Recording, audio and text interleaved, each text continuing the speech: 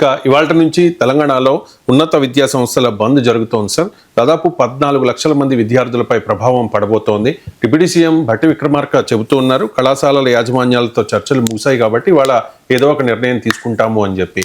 అదే సమయంలో బీఆర్ఎస్ ఆరోపణలు చేస్తోంది, కమిషన్ వచ్చే పనులకు పైసలు ఉంటాయి కానీ కాలేజీలకు ఇవ్వరా, ఫీజు రియంబర్స్మెంట్పై రాష్ట్ర ప్రభుత్వం తీవ్ర నిర్లక్ష్యం వహిస్తోంది అంటూ బీఆర్ఎస్ ఆరోపణ సార్. ఏంటి సార్ ఈ పరిస్థితి కారణం ఏంటి, పరిష్కారం ఏంటి అంటే ఒక ప్రొఫెసర్గా ఏం చెప్తారు సార్? రాజకీయ పార్టీలు ఇప్పుడు బీఆర్ఎస్ ప్రభుత్వంలో కూడా ఇలాంటి హెచ్చరికలు చూసాం. ఇలా ఫీ రియంబర్స్మెంట్ డ్యూస్ గురించి చర్చ చూసాం. అప్పుడు కాంగ్రెస్ పార్టీ ఇదే ఆరోపణ చేసింది, కమిషన్లు ఇచ్చడానికి కాంట్రాక్టర్లకు డబ్బులు ఉంటాయి కానీ కాలేజీలకు ఇవ్వరా అని. ఇప్పుడు బీఆర్ఎస్ ప్రతిపక్షంలో ఉంది, మళ్ళీ అదే ఆరోపణ చేస్తుంది కాంగ్రెస్ అధికారంలో ఉంది. విషయం ఏంటంటే మరి వాళ్ళైనా వీళ్ళైనా మారుతున్నారు తప్ప విధానం మారతలేదు. ఫీ రీయింబర్స్మెంట్ అనేది రాజశేఖర రెడ్డి ప్రారంభించారు. అసలు ఆ స్కీమే మౌలికంగా తప్పు నా ఉద్దేశంలో. ఎందుకు తప్పంటే ఫీ రీయింబర్స్మెంట్ చేయకూడదని కాదు నేను చెప్పేది. మీరు అందరికీ ఫీ రీయింబర్స్మెంట్ ఏంటని, ఇప్పుడు 40 మార్కులు వచ్చిన వ్యక్తి కూడా ఇంజనీరింగ్ కాలేజీలో సీట్ వస్తే ఫీ రీయింబర్స్మెంట్ చేస్తాం. అంటే ఇంజనీరింగ్ చేసడానికి అవసరమైన సామర్థ్యం లేకపోయినా మీరు ఇంజనీరింగ్ విద్యకు డబ్బులు కడుతున్నారు.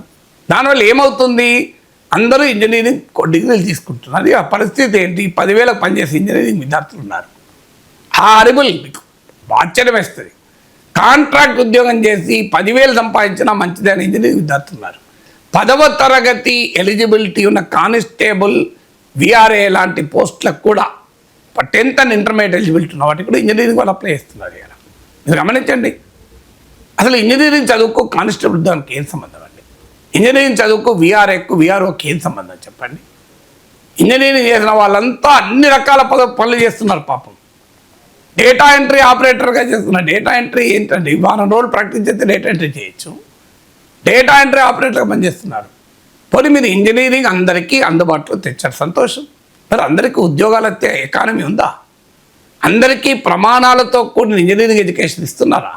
చూడండి, ఇంజనీరింగ్ కాలేజ్కి వెళ్ళండి, 12 నెలలు లెక్చరర్లు ఉండరు, 8 నెలలే ఉంటారు లెక్చరర్లు, జీతాలు 8 నెలలే ఇస్తారు.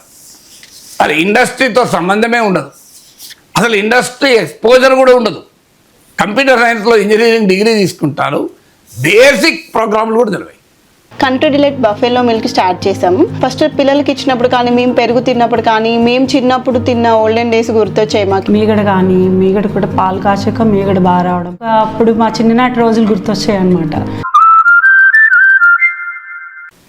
అనేక కాలేజీలు ఈ దుస్థితి ఉంది ఇవాళ. అన్ని కాలేజీలు అంటలేను, కేవలం ఒక హ్యాండ్ఫుల్ ఆఫ్ కాలేజీలో మాత్రమే క్యాంపస్ ప్లేస్మెంట్స్ ఉన్నాయి. అసలు దశాబ్దాల పాటు ఒక్క కంపెనీ కూడా క్యాంపస్ ప్లేస్మెంట్ రాని ఇంజనీరింగ్ కాలేజెస్ ఉన్నాయి గల్లికి. మరి ఈ రకమైన డైల్యూషన్ అంగీకరించుదామా అని ఓట్ల కొరకు ఈ ఫీ రీయింబర్స్మెంట్ వచ్చినప్పుడు నేను ఎమ్మెల్సీ శాసన మండలిలో నేను రైజ్ చేసి, ఇది పద్ధతే కాదండి, మీరు ప్రజలకు మేలు చేయాలంటే మెరిట్ కమ్ మీన్స్, అంటే వారికి టాలెంట్ ఉండి నైపుణ్యం ఉండి వాళ్ళ సీట్ వచ్చింది కానీ ఆర్థిక కారణాలు అయితే చదువుకోలేకపోతున్నారు అనుకోండి, మీరు వాళ్ళకు ఫీ రీయింబర్స్మెంట్ ఇవ్వండి. కానీ ఇవాళ ఏం చేస్తున్నారు, ఒక వాసవి కాలేజో సిబిఐటి కాలేజీలో ఇంజనీరింగ్ వస్తుంది.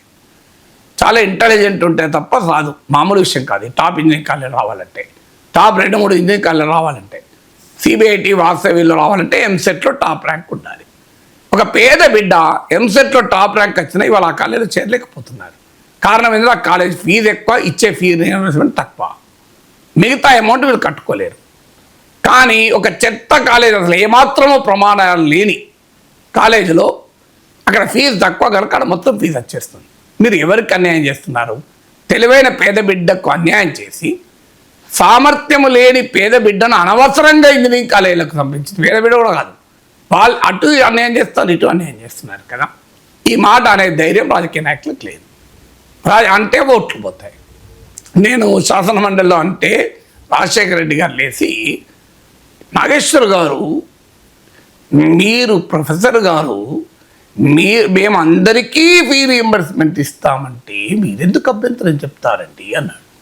అంటే నేనే ఒక ద్రోహిలాగా ప్రజలందరికీ ప్రభుత్వం మేలు చేస్తా అంటే వద్దన్నట్టు. నేను అన్నదేంటి, ప్రభుత్వం మేలు చేస్తా అంటే వద్దలే, మేలు అవసరం ఉన్న చోటు చేయాలి. ఎనీ వెల్ఫేర్ స్కీమ్కి ఒక ప్రొడక్టివ్ లింకేజ్ ఉండాలి. మీరు అవసరం ఉన్నా లేకపోయినా మీ స్కూలుకు రావటానికి, స్కూల్లో ఆకలితో చదువుకుంటే చదువు రాదు కనుక వారు ఆకలి తీర్చాలి.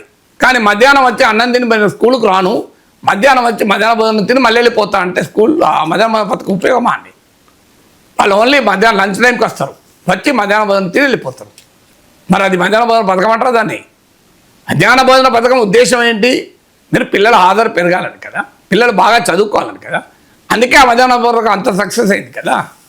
మరి మీరు మీ స్కీమ్ ఏదైనా కానివ్వండి, అది పాజిటివ్ ఎక్స్టర్నాలిటీస్ ఉండాలి. అది లేకుండా మీరు ఓట్ల కొరకు, మీ రాజకీయ అవసరాల కొరకు ప్రజల్ని అసమర్థులుగా, ప్రజల్ని నిర్వీర్యం చేసేటువంటి పని చేయకూడదు ఎప్పుడు కూడా. ఇవాళ మన వెల్ఫేర్ స్కీమ్స్ అన్ని ప్రాబ్లం ఇదే. వాళ్ళకి ఇంకో రకంగా మెయిల్ చేయను, మంచి ఎడ్యుకేషన్ ఇవ్వు, స్కూల్ ఎడ్యుకేషన్ బాగు చేయి. అందరూ కూడా ప్రమాణం లేదు మీకు చేతనైతే అన్ని ఇంజనీరింగ్ కాలేజీలో కూడా ప్రమాణాలతో మొదలుపెట్టారు. అప్పుడు ఫీ రీయింబర్స్మెంట్ అందరికీ ఇవ్వు, అందరూ బాగుపడతారు, సంతోషం. వరల్డ్ ఎకానమీ మొత్తం మన ఇంజనీర్లే ఉంటారు. అది చేయరు. ఏమాత్రం స్టాండర్డ్స్ లేని ఇంజనీరింగ్ కాలేజీలు నడుపుతారు. మినిమం టీచింగ్ స్టాండర్డ్స్ కూడా ఉండవు. అక్కడ ఫీ రీయింబర్స్మెంట్ ఇస్తారు. ఇవాళ కొన్ని చోట్ల అయితే ఆశ్చర్యంగా ఉంటుంది. కాలేజు ఫీ స్టూడెంట్ మధ్య నెక్సెస్ కూడా ఉంటారు కొన్ని కాలేజీలు, ఇంజనీరింగ్ కాకపోయినా డిగ్రీ కాలేజీలలో కూడా. అంటే వాళ్ళ కాలేజీలే వచ్చి చేర్పిస్తాయి. వాళ్ళు రారు, వీళ్ళు అడగరు.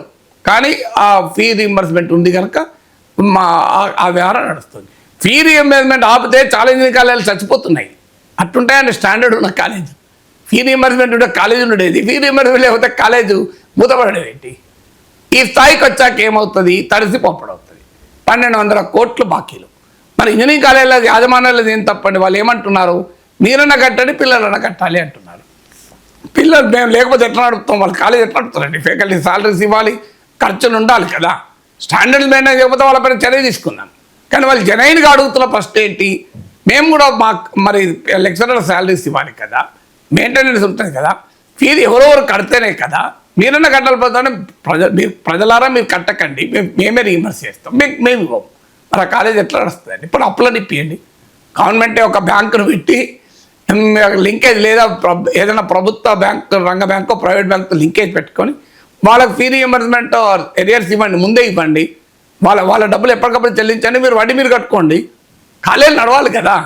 ఇలా మీ అమ్మ పెట్టదు, అడక్క తినని ఏదో అంటే ఎట్లా? ఇంజనీరింగ్ కాలేజీల పరిస్థితి ఏంటి? ఇలా 5-6 నెలలు లెక్చరర్లు శాలరీస్ లేని పరిస్థితి. దాంతో వాళ్ళు ఎగ్జామ్ రాస్తారు, మళ్ళీ ఎగ్జామ్ టైంలో ఎగ్జామ్ రాయనియండి అంటారు, సర్టిఫికేట్ ఇవ్వరు. పిల్లలకు ఫీజు కడితేనే సర్టిఫికేట్ అంటారు. ఆ ఫీ రీయింబర్స్మెంట్ వచ్చినప్పుడు కడతాను వాళ్ళు అంటారు. ఆ ఫీ రీయింబర్స్మెంట్ రాదు, నువ్వు ఫీజు కడతాప సర్టిఫికేట్లు ఇవ్వమంటారు. ఇంత గందరగోళం ఎందుకు చేసుకుంటున్నారు? రాజకీయ వ్యవస్థకు ధైర్యం లేక, ప్రజలని సోమరులుగా చేసే రాజకీయం ఉండడం వల్ల. నిజాయితీగా చెప్పండి, ఇంకా ఫీ రీయింబర్స్మెంట్ మేము రివ్యూ చేస్తాం. కానీ ఆ ధైర్యం రాజకీయ నాయకులకు ఉండదు. ప్రతిపక్షాలు ఎలో చేయవు. అది కనుక ఏదన్నా బీఆర్ఎస్ ప్రభుత్వం చెప్తే కాంగ్రెస్ ఒప్పుకోదు, కాంగ్రెస్ ప్రభుత్వం చెప్తే బీఆర్ఎస్ ఒప్పుకోదు. వెంటనే గొడ్డళ్ళు, గొడ్డపారలు, కర్రలు పట్టుకొని వచ్చేస్తారు. అన్యాయం చేస్తున్నారు, పేదల చదువు పైన కడుపు కొడతా అని. వాళ్ళు ఏం చేయాలి? మాకెందుకు పంచాయతీ? చలి నడుస్తూనే ఉంటుంది, చలితే కరాంగాడి. ఇందులో అందరూ తలా పిడికడు తిలా పాప ఉన్నట్లు ఈ పరిస్థితి ఇక్కడ దాకా తెచ్చుకున్నారు. నేనేది ఏంటంటే, మీరు ఇవ్వగలిగితే ఫీ రీయింబర్స్మెంట్ ఇచ్చి ప్రతి ఇంజనీరింగ్ కాలేజీలో ప్రమాణాలు మెయింటైన్ చేయండి. అప్పుడు బాగుపడుతుంది ఫస్ట్ ఆప్షన్. లేకపోతే మెరిట్ కమ్ మీన్స్ చాలా ప్రమాణాలు ఉన్న కాలేజీలో టాలెంట్ ద్వారా సీట్లు తెచ్చుకొని ఆర్థిక పరిస్థితుల ద్వారా చదవలేని బిడ్డల్ని సహకరించండి. మిగతా వాళ్ళకి ఇంకో రకంగా నైపుణ్యం ఇవ్వండి, శిక్షణ ఇవ్వండి.